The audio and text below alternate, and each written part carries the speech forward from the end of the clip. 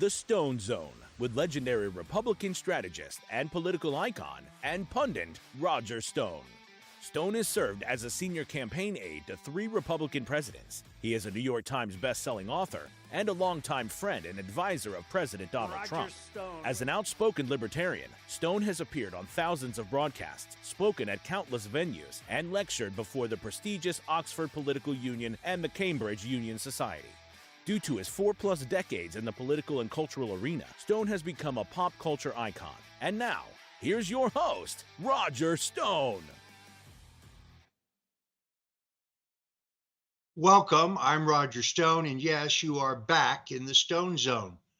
Well, you will recall that back in 2023, when there was a Nashville-based masked shooter, that the Department of Justice and the FBI tried to suppress his manifesto.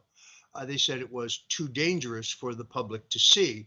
Yet, shockingly, this week, we saw the release of a manifesto, allegedly at least, written by Ryan Ralph, the alleged assassin who's now been charged in the West Palm Beach golf course attempt on President Donald Trump. More shocking, however, is a new bipartisan U.S. Senate committee report first examining the questions surrounding the assassination attempt in Butler, Pennsylvania. To help me break these and other issues down, let me bring in my co-host, Troy Smith, the editor-in-chief of Slingshot.news. Roger, as always, it's an honor to be back. It looks like you got some sun this weekend. Taking a break on me? I did a hard trip to New York, but I went to a great book signing for Miranda Devine, who's written a terrific book on the Hunter Biden laptop, and we're going to have her on the show here shortly. So let's get right into this assassination issue, because I think it is shocking. Here's a report from Newsmax that I think summarizes it quite well. Let's welcome in former Secret Service agent and former DHS senior advisor Charles Marino. Charles, great to have you on this morning. Before we get into the Ryan Ruth stuff, just want to get your take on some breaking news this morning. Brand new right now, the Senate report on the July 13th Butler, Pennsylvania assassination attempt was just released, and we're just looking it over, but it does say that the lead agent in charge of that rally in Butler, PA back in July was made aware of, quote, credible intelligence of a threat against President Trump. He did not pass that on to supervisors and still let Trump take the stage. What do you make of that? Inexcusable. I mean, I just cannot believe the breakdown in information sharing and overall communications that took place in both the lead up and on that day in Butler, Pennsylvania. And I don't think many in the Secret Service can understand it either. People need to be held accountable. This is serious work, and they need to get this right 100% of the time. And this kind of stuff that we're reading in the report just cannot happen.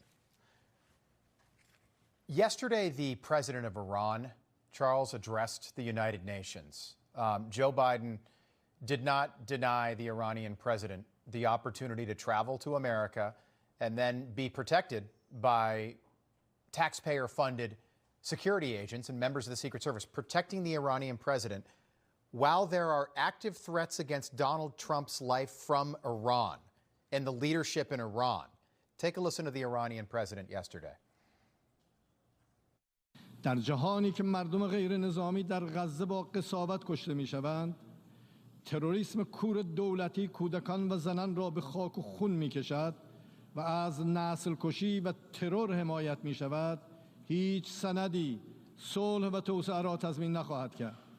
پایان اشغالگری، توقف آپارتاید در فلسطین و آتشبس فوری در غزه پیش نیاز توسعه و صلح جهانی است. Charles, why was he given the platform yesterday? Why was he not denied the ability to address the UN, given what's going on between the Iran and the United States and the credible threats against Donald Trump's life from Iran? Yeah, look, President Biden continues to make the wrong decisions over and over and over again. And this is no surprise. He just cannot get it right, no matter how apparent it is. In this type of situation, both in the Middle East and what's going on with former President Trump, the Iranian president should have been denied access from arriving in the United States. Once they say yes, that he's able to come into the country and speak at the UN, the Secret Service is going to be tasked with protecting the Iranian president as the official head of the country, no different than the other 139 leaders that are coming into the United States to be protected.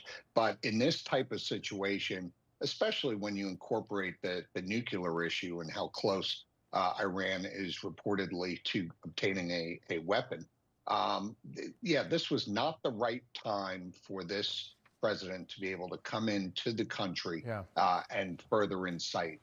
All right, Charles, you're looking at, these are protests outside the five-star hotel that the Iranian president was staying at last night. These are the protests there. So just to connect the dots here, and stop me if I'm wrong, but the U.S. Secret Service was forced to allocate resources that could be allocated to Donald Trump to New York City to protect the person that wants Donald Trump dead. Am I right there? Exactly right. Okay. Do we not see any problem with that? It's the contradiction of all contradictions. And again, this is a weak administration, an administration that knows nothing other than appeasement. They refuse to put their foot down against our adversaries. They'll willingly do it against our allies, but they won't do it against our adversaries. For the past 3.5 years, we've seen this play in and day out, and it's unbelievable. And yes, essentially, Secret Service resources are being tasked with protecting the person, in part trying to kill former President Trump. There's a lot to unpack here. Let's kind of take it in order.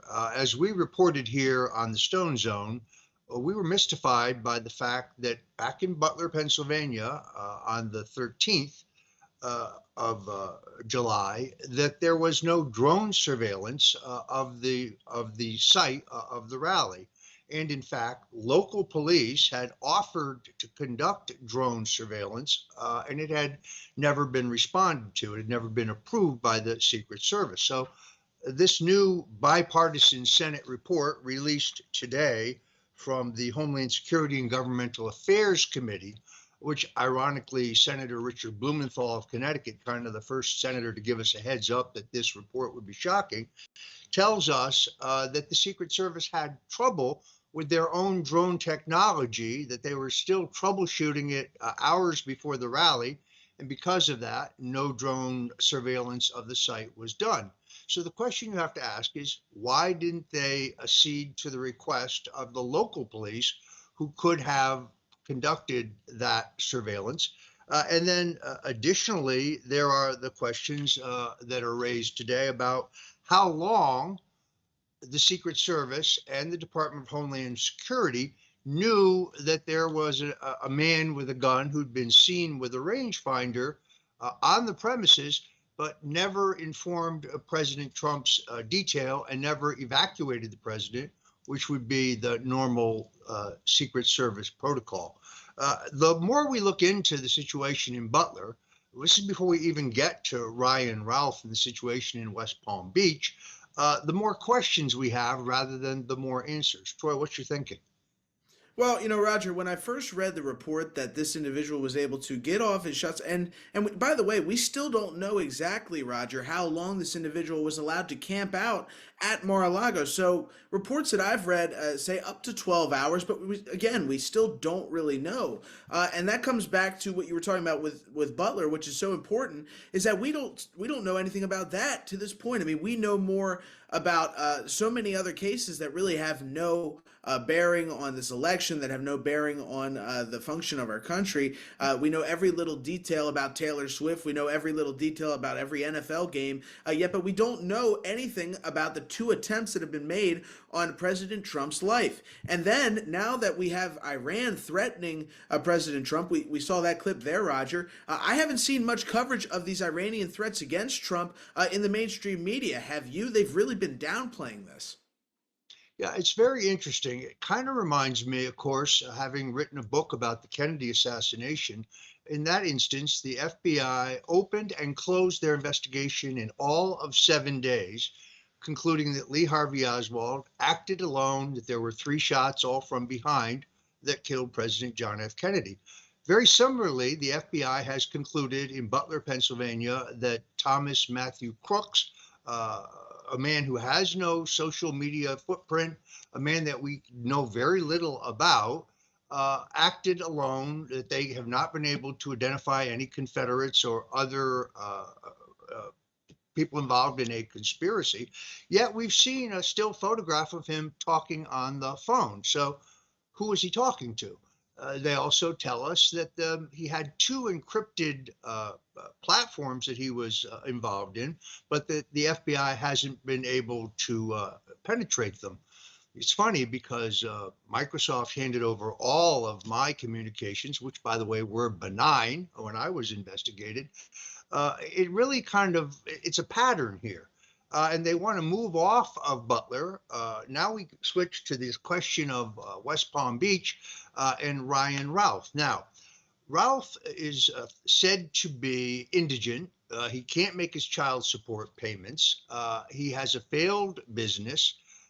He lives in Hawaii, yet he voted in North Carolina. That's strange. Yet he's posted online, he put up websites to try to recruit uh, fighters to go to Ukraine, mercenaries. Who paid for those websites? Who paid for his travel to Ukraine? How did he get to Florida? Did he fly to Florida? Well, I've seen online that he actually flew to North Carolina and then drove to Florida, but I don't know that to be true. And then the most shocking thing is the publication, or I should say the release by the FBI of a statement in which he actually goes out and seeks to recruit somebody and pay them $150,000 to kill Donald Trump.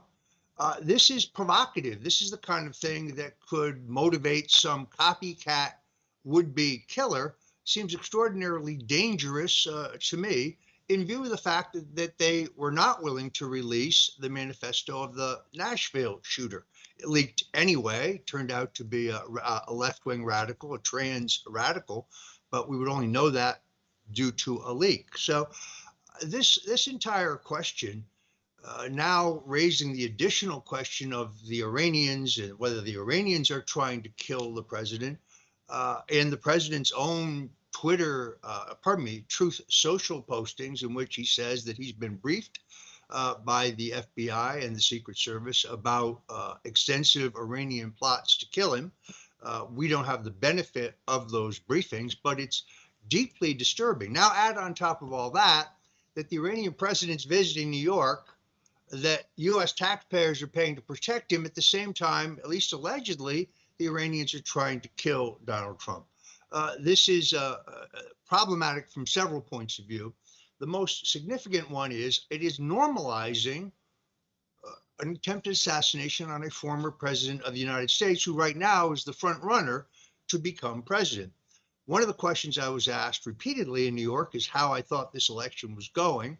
And I still believe, based on studying all of the polling, that Donald Trump has a narrow but durable lead in most of the swing states, that Kamala Harris is, I think, losing ground.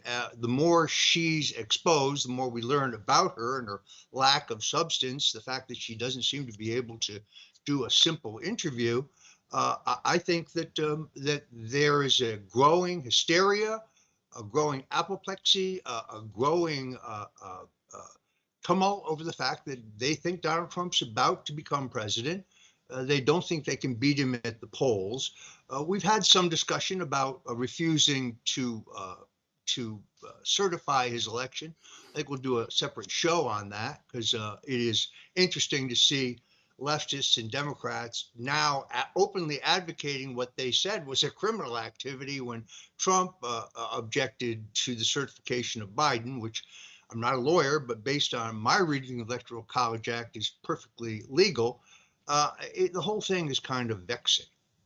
Well, and Roger, there's something I'd like to raise here just kind of a thought because, just being a reporter and watching things pretty closely, we've seen this Ukraine thing pop up time and time again. And I would like for everybody out there, if you don't remember this, I would like you to go back and look at some of the investigations that were published by Laura Loomer on an individual that she found at a pro-Nazi protest in Florida called Kent Boneface McClellan. Now, she published a lot on this, and there's a lot of details as to this guy's paramilitary activity, Roger. And this actually went, like, I remember just watching this unfold, and the deeper and deeper that she dug into Kent Boneface McClellan, we found out this guy was fighting for Ukraine against Russians, and he's out on the street wearing a Nazi uniform saluting Joe Biden. And if we look at what the DOJ was doing prior to this whole Ukraine-Russia conflict,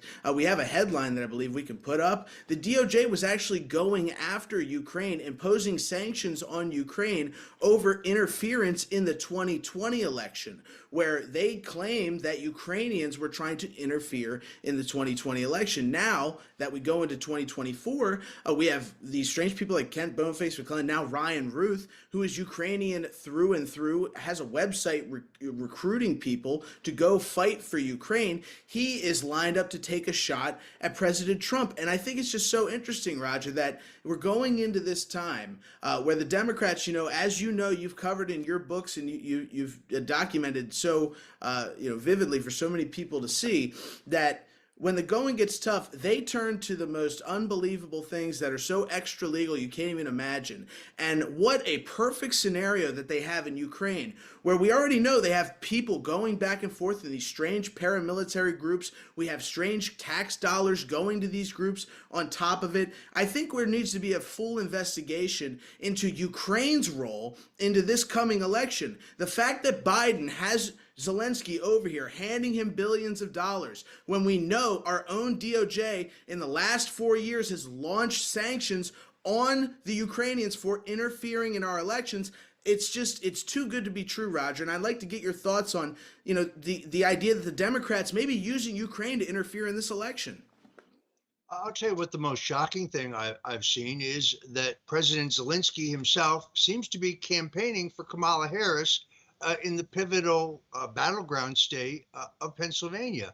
And several members of Congress now calling to see whether he was transported, which is most likely, at U.S. taxpayer expense. If that isn't foreign election interference, I don't know what is. I do think that there's a miscalculation here on the part of the Democrats, or I should say the part of the war machine, which is bipartisan. It's Kamala Harris and Joe Biden and the Clintons and the Obamas, along with the Cheneys and what's left of the McCain family. There's a miscalculation there that the American people are for war, or that the American people want to continue to ship billions of dollars to Ukraine.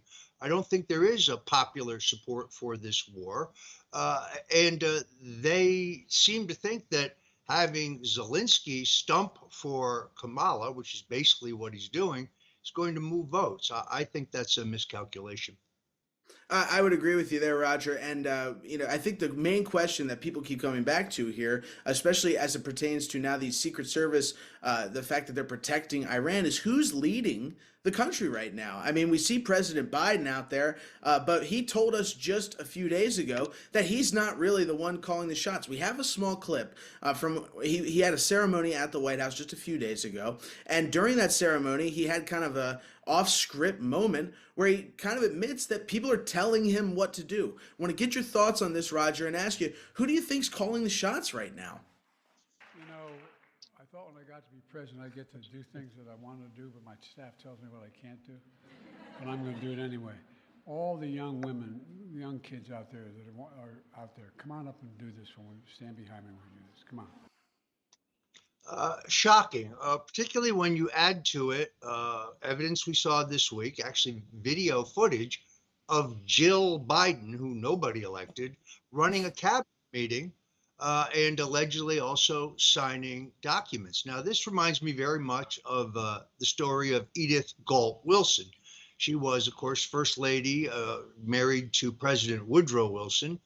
In the second year of his second term, he was felled by a debilitating stroke, both physically and mentally debilitated. Of course, this was before the age of television or the internet, and therefore he basically didn't appear in public for the balance of his presidency. And in conjunction with the White House Chief of Staff, Colonel Edward House, who's a pretty shady character in his own right, she basically ran the country, unbeknownst to most Americans. I kind of think this is exactly what's going on right now, that Joe is out of it. I think he has his lucid moments, but they're few and far between. And when he is lucid, he's very, very angry. You'll remember back during the debate when Donald Trump said, look, folks, Joe Biden hates her, meaning Kamala. Notice how she never denied that. I think the reason she didn't deny it is because I think they're afraid that Joe Biden might just pipe up and tell the truth, which is that he won 71% of the vote. He got 17 million votes in the Democratic nominating process. Yet the people who claim it's all about democracy nominated a candidate that nobody voted for. Nobody. They seem to just want to move on from that very quickly. Well, they do, Roger, and there's an appearance. We're going to get to that in just a second, but before we do that, there's a headline from the Daily Beast that's been put out by the Kamala Harris campaign this morning that I think you're in a better position to comment on than just about anybody. We have that headline we can put up now. Why Trump, 78, can't rally like he did before. Now, the Kamala Harris campaign has put this out, Roger, and they have said sad and, oh, Trump is wearing down. And I'd like to get your comment. You know, you've known Trump for over 45 years. So you've seen the full progression from the 80s Trump that people maybe remember seeing in some interviews to the president of the United States to enduring the lawfare. And I just wanted to ask you, being, you know, Roger Stone, do you see any decline from Trump the day you met him to now, or what is that like? Are you seeing this, what the Daily Beast is talking about, is a Trump decline? Do you think that's legitimate? This is 100% projection. It began, of course, to try to compensate for the fact that Joe Biden was the one who's actually cognitively slipping. And I think that was absolutely clear. No, the truth is that President Trump has lost a little weight. He looks better than ever. And if you just look at his performance at that rally in North Carolina, this is like vintage Trump. I see no evidence that he's missing a step. I see no evidence of any decline. This is projection. And of course, they also have to cover the shortcomings of their own candidate. It's telling to me that Robert Davi came on our show, the actor, singer, director, entertainer, patriot. And as an actor, he said, look, I watched that debate performance. It was very clear to me that she had memorized a script, which means, of course, she had to be, at a minimum, given the questions in advance, if not the entire questions, then at least an outline of the topics, so that she could memorize her presentation. The proof of this is that a week later, when she did an interview with an ABC affiliate, when asked specifically how she would bring down prices, she mindlessly spit back something that she had memorized from her debate presentation, specifically that she grew up in a middle-class family, and it was a family that cared about how their lawns looked. In other words, no specifics on how she would bring down prices. When Trump is asked the same question in a town hall, he pivots correctly, directly to the role that energy prices play in the entire performance of the economy, saying step one is to start drilling and exploring for natural gas again to bring down energy prices, which would have an overall beneficial effect on the economy. Then, of course, he's talking about cutting taxes, cutting regulations, which we know, based on the presidencies of John Kennedy and Ronald Reagan, do stimulate economic growth. Wage growth has been flat under this administration. Job growth has basically been fabricated. So first they said there were 818,000 jobs created. Then they revised that down to 600,000 roughly. But what they don't tell you is all of those jobs, virtually all of those jobs, were part-time jobs. They weren't full-time jobs. And in fact, Americans are working a shorter work week, a shorter number of hours than ever before. This is the fundamental flaw in Kamala Harris's entire campaign. The entire campaign is based on a series of lies. If you think the economy is doing great, well, then I guess you should vote for Kamala Harris. If you think our border, as she has insisted several times, as did Secretary Mayorkas, is secure, well, then you should vote for her. There's no evidence of that.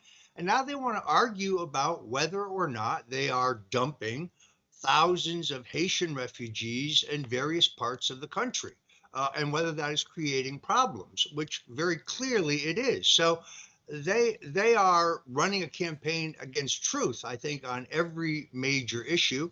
Another example, the insistence by Kamala Harris that crime is down. No, the FBI's own statistics show that crime is up, not down. So their entire campaign is based on a series of lies that are just false. I was a little amused. They desperately want to get Donald Trump into another debate. Maybe they think they can bushwhack him again, because the last debate, well, that wasn't a debate. That was a mugging, 3-on-1. The president told me that they had a bright light shining directly in his eyes. It was blinding. This is why you don't see any reaction shots. Trump is the master of the reaction shot. You always notice in these joint appearances in the previous debates the way he kind of, sits there and he smiles and rolls. It's very entertaining, but you don't see him doing that. That's because he is blinded by this light. It's very disoriented. The lighting of him when he's in a single shot, they have this dark shadow over his face. The whole thing is very strange. And then, of course, the fact checking, we've been through this. Every one of their fact checks turns out to be incorrect. In other words, when they fact checked Trump, he was actually right and they were wrong. It really is mind-boggling. Of all people, Raphael Warnock, the senator from Georgia, is calling on Donald Trump to do another debate. Let's take a look at that. Senator, before I let you go, Kamala Harris says she has accepted an invitation to debate in October, and Donald Trump says it's too late and that voters are already voting, which they're already voting now, by the way. But what do you make of his refusal to accept that debate opportunity? He lost. He lost, and he knows it. And he's afraid of being humiliated again because we saw what Donald Trump represents. I mean, you watch that debate. And all of the bigotry that he engaged in, this awful assault on the Haitian community in a small town in Ohio. The people of America, the people of Georgia, want somebody who's focused on them. Donald Trump is for himself, and we ought to leave him to himself to focus on himself while we focus on the American people. So, Troy, the most interesting about this is, of all people, Raphael Warnock. Isn't he the senator who tried to run his wife over with a car? Let's take a look at that. And he's like, I gotta get to the airport. I gotta go. Close the door. And I was like, please. And he's like, well, close the door. I'm leaving. And I was like, just hear me out. If your mom died and I had the kids, wouldn't you want me to let them go with you to the funeral? And he just starts backing the car up. And he wasn't going fast. Like, I'm not bleeding, but I just can't believe he would run me over. You think it was intentional? He saw me standing right there. I wasn't far. I was touching my daughter in the car seat. So you... He knew. He told me. He knew that he ran over your foot. This man's running for United States Senate, and all he cares about right now is his reputation. I work at the mayor's office, and this is a big problem. I've been trying to be very quiet about the way that he is for the sake of my kids and his reputation. He's the pastor at Ebenezer. I have not involved people. I told the mayor we were getting a divorce simply because I report to one level beneath her, and I needed her to know in advance, but I've tried to keep the way that he acts under wraps for a long time, and today he crossed the line. So that is what is going on here, and he's a great actor. He is phenomenal at putting on a really good show. And all of a sudden she's screaming that I ran over her foot. I don't believe it. But I don't, certainly that was not my intent. Yeah. Okay. Certainly not. My head was in the car and you drove Officer. off. Why would you Officer, drive while because my it's, head is in because the it's how, it was not, that's not true. Officer, because this goes on over and over again. Absolutely shocking. Also, of course, there were revelations during that Senate runoff that the good reverend is a slumlord, and that his church, which is a very storied and respected church, owns a lot of housing, which they rent out, but all of which has been substandard, in which there have been many, many complaints. Yet we're told that he won a runoff in Georgia.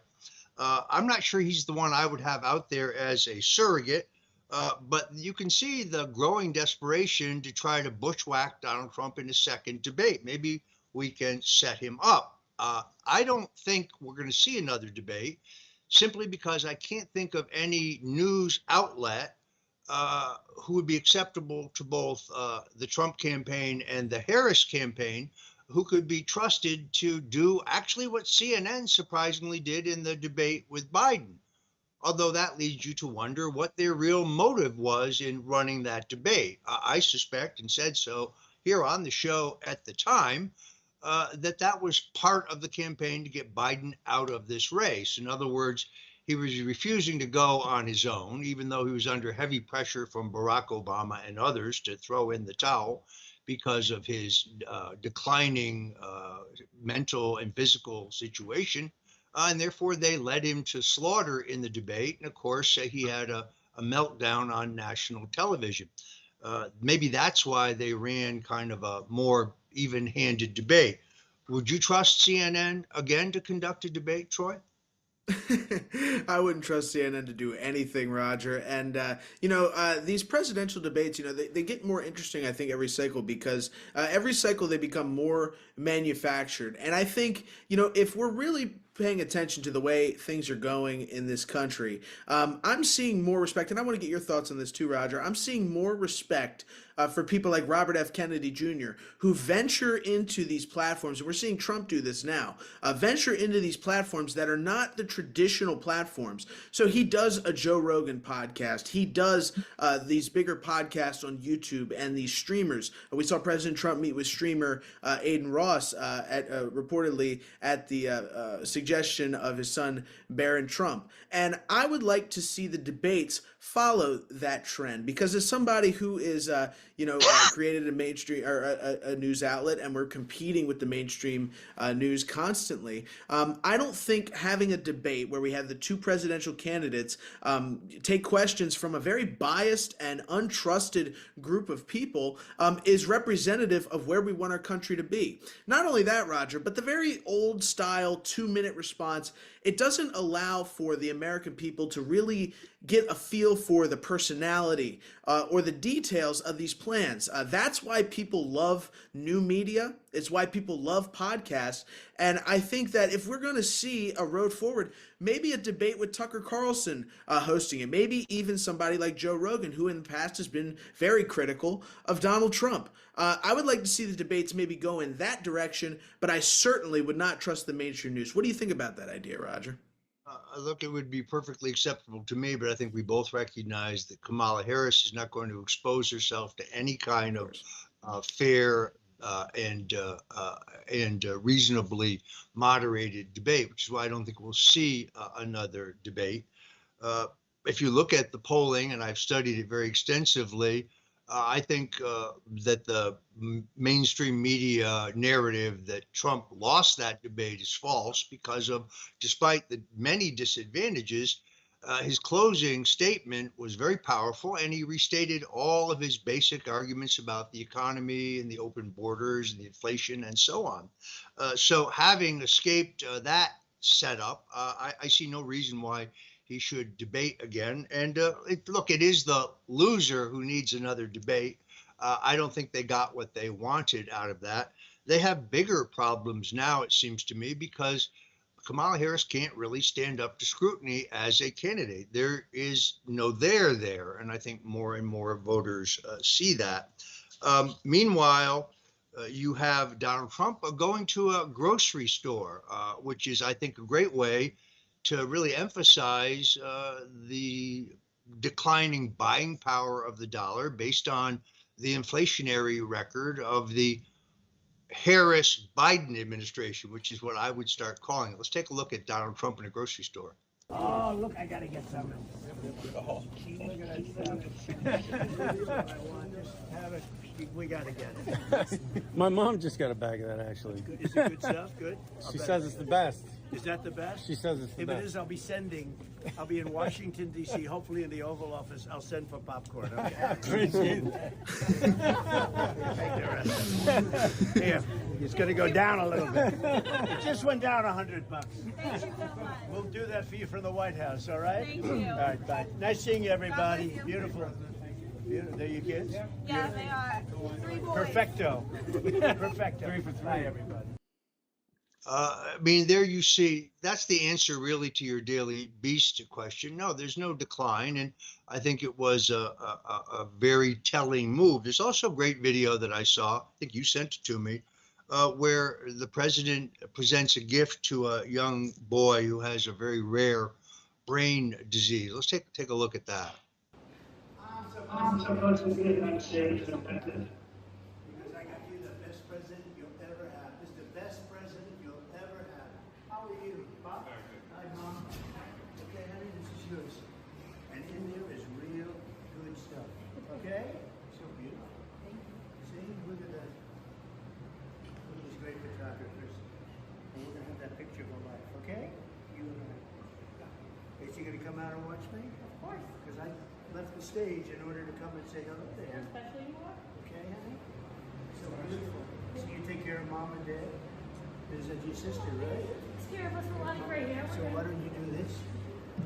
Take care of yourselves. Okay, I'm gonna go right after Okay, this. thank you. Take care of yourself, honey, okay? I wish I looked like that. If I looked like that, I'd be president. Look, I don't think you'll ever see Kamala Harris do that. Donald Trump, for anyone who knows him, has this long history of good deeds that he did mostly anonymously. A famous story about him having car trouble, and the man who helps him subsequently has his mortgage paid off, for example. So look, Trump is a warm human being who gets strength from people, likes people, unlike, say, Hillary Clinton. Now, here's something shocking.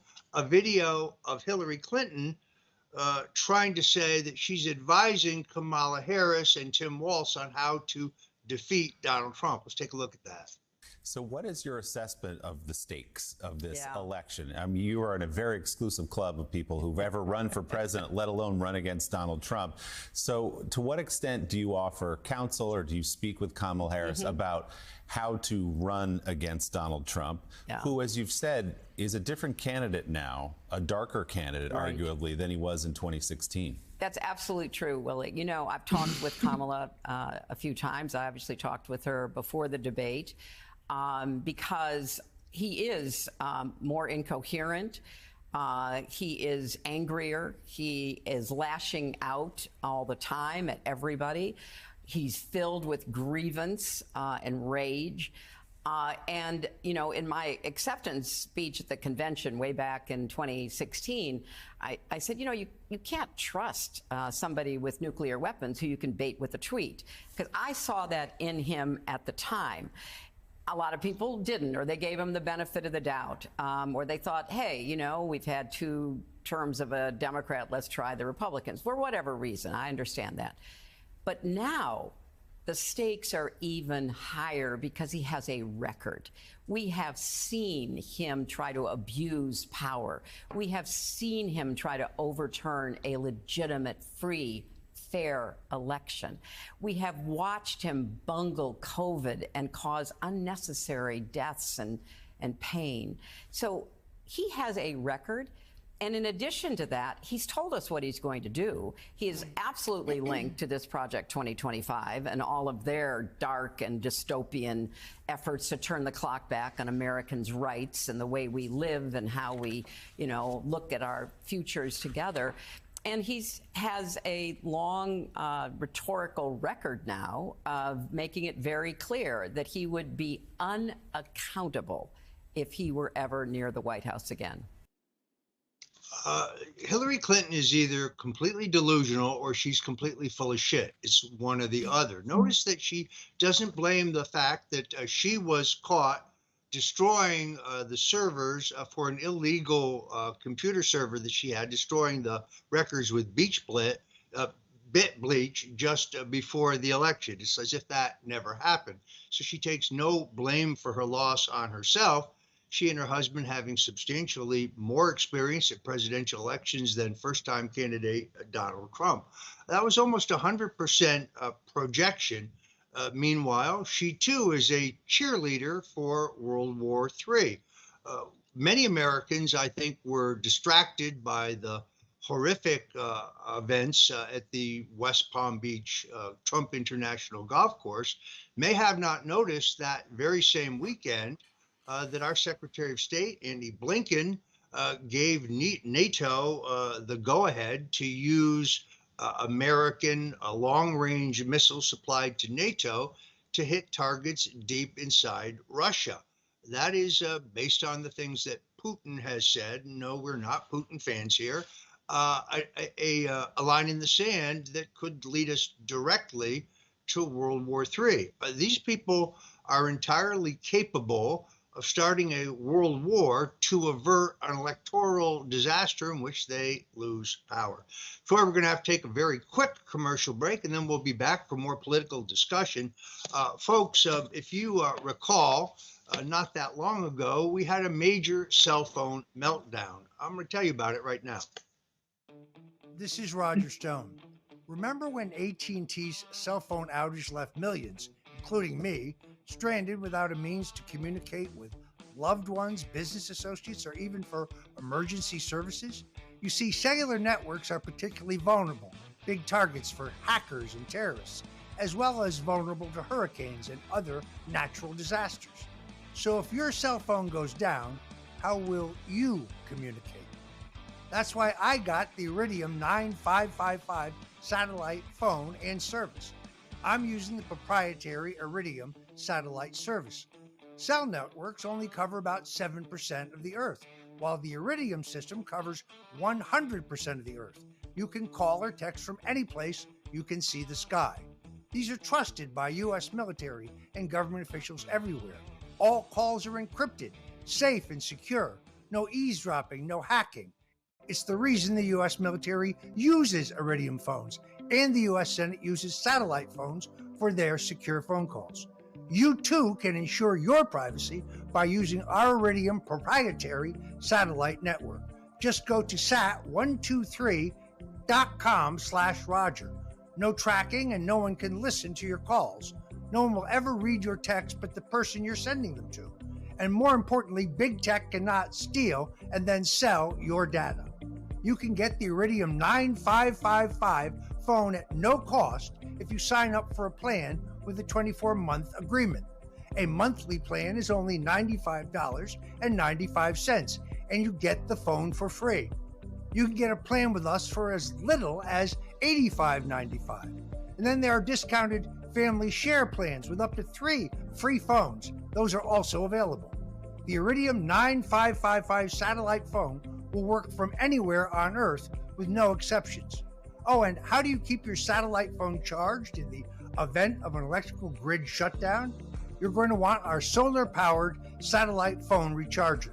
You can get it all by going to sat123.com/Roger. You need to have secure communications. Get your Iridium 9555 phone now. All right, we're back in the Stone Zone with my co-host, Troy Smith. Troy, as I said earlier, I think one of the fundamental problems with Kamala Harris's campaigns is built on a series of lies and distortions.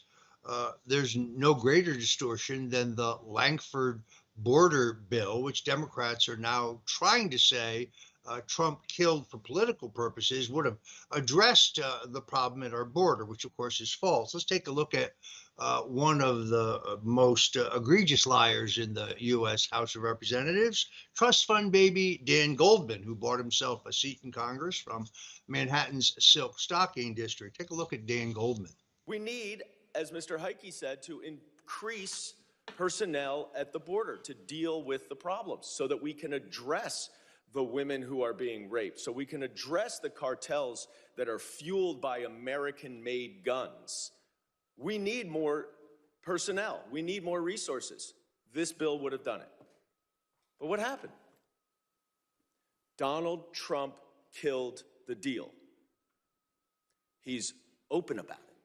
And you know why he killed the deal that would have dramatically solved our problems at the border? Because he cares more about his own election than he does about the problems facing the American people. And he wanted chaos at the border so that he could run on it. And when you watch him at the debate, he answers every single question. It doesn't matter what the topic is by going back to immigration. That's what he wants to do. I want to put up, finally, this last quote here from James Lankford, who was the author of this bill and was understandably very frustrated that it did not pass. It is very, very clear that the Republicans do not want to solve the problem at the border. I mean, this is total nonsense. First of all, the bill in question would have allowed 150,000 illegals into the country per month. If you just do the math, that's almost 2 million illegals a year. And 100% of the funding in the bill was to be used to processing those illegals coming into the country. So the idea that this bill would have solved the problem at the border is, of course, total nonsense, which is why Donald Trump was opposed to it. But the other big lie, seems to be the most important lie that they keep telling over and over again, is that Trump supports a federal ban on abortions, which is, of course, totally antithetical to his position since the time that he got into politics, that abortion was a states' rights issue and that decision should be returned to the states. In fact, when Lindsey Graham, prior to the 2022 elections, sponsored a federal abortion ban, you have to question what his motives were, completely adverse to President Trump's position. Trump, again, reiterated his opposition to a federal abortion ban. But they muck this up by making it a three-part lie. One, Trump will sign a federal abortion ban. Kamala has said it. Walz has said it. It's a lie. Then they say he wants to outlaw IVF, the fertility drugs.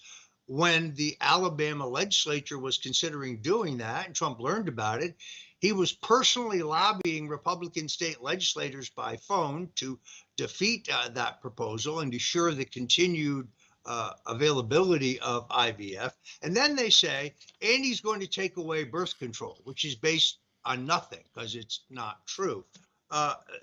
Kamala Harris, actually, here's a little bite of her completely distorting Donald Trump's position on the abortion issue. But this is a healthcare crisis. This is a healthcare crisis, and Donald Trump is the architect of this crisis. He brags about overturning Roe v. Wade. In his own words, quote, "I did it and I'm proud to have done it," he says. He is proud that women are dying, proud that doctors and nurses could be thrown in prison for administering care, proud that young women today have fewer rights than their mothers and grandmothers. How dare he? How dare he? And in our debate last week,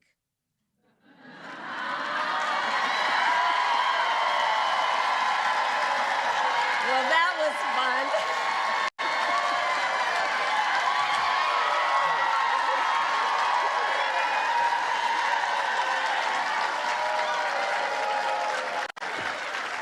But, and I know everyone here paid attention to the words, though, the words, right? I'm trying to get another debate. We'll see. But in our debate last week, remember when he said everyone wanted Roe v. Wade to be overturned? Well, exactly. I don't know who everyone is either, because women have been arrested and charged for miscarriages. They didn't want that. I was speaking with a physician who is here, who has in her professional experience been administering care to girls. And what we know is that 12 and 13-year-old survivors of assault are being forced to carry a pregnancy to term. They didn't want this. Again, a litany of lies. This is the same woman, by the way, backed up by the moderators in the debate, who said not a single state would allow post-birth abortion, in other words, infanticide, when in fact 8 states have no limit on when an abortion can be performed, and also claimed that literally no woman gets an abortion in the 8th or 9th month, when in fact there are at least 10,000 such abortions every year. The source here is Axios, hardly a right-wing media outlet. This distortion of Donald Trump's position on abortion is really the centerpiece of this campaign, because they cannot run on the Harris-Biden economic record.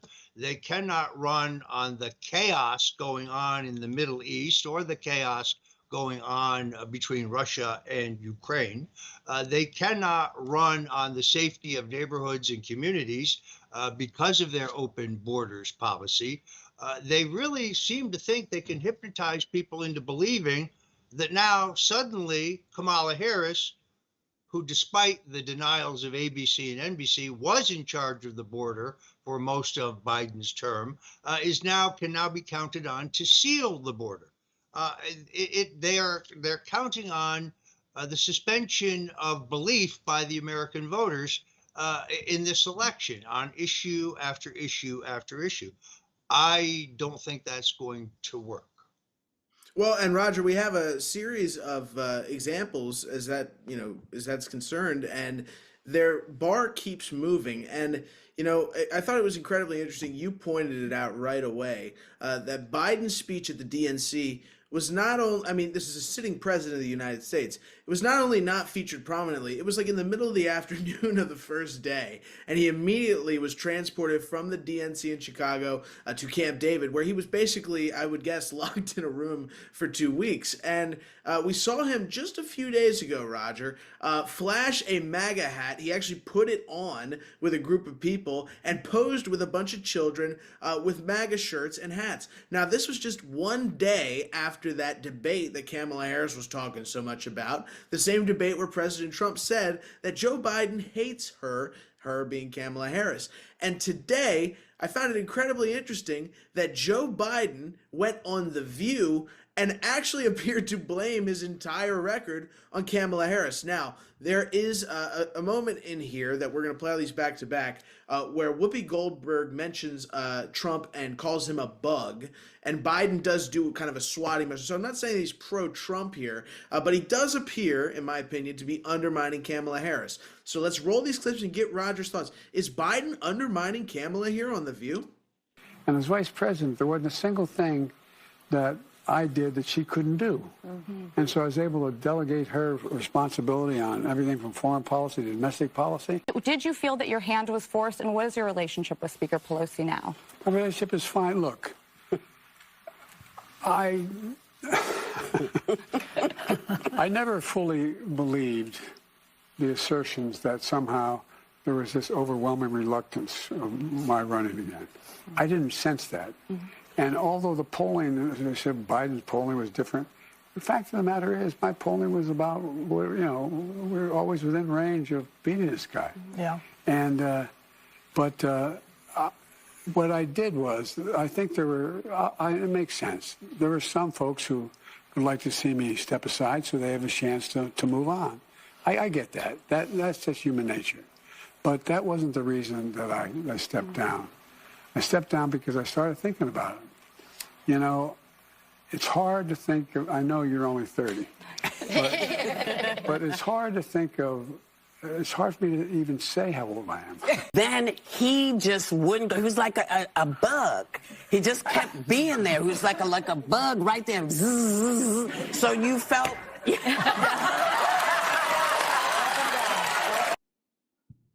If there's anybody is a bug, I guess it would be Whoopi Goldberg. Look, you can see the traces of anger there.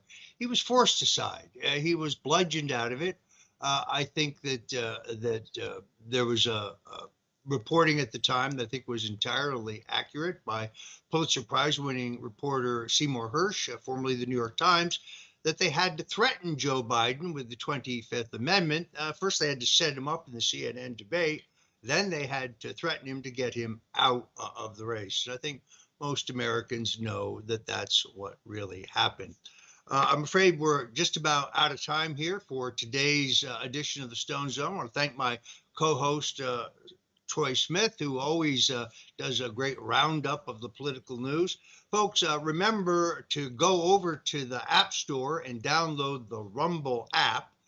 And when you do, be sure to follow us at rumble.com/Roger Stone, rumble.com/Roger Stone, and then set the notification to remind you when you can see the show, which is at 8 o'clock Eastern on Rumble. Now, if you're impatient, of course, you can go to Worldview Tube at 4 o'clock Central, 5 o'clock Eastern, and you can see the Stone Zone for each day there. But if you miss the show there, you get a second chance. You can see it over at Rumble. Or, of course, you can see us on X, Telegram, and a number of other platforms. But please go to Rumble and follow us. We're very gratified by our growing audience and the enthusiasm for the show.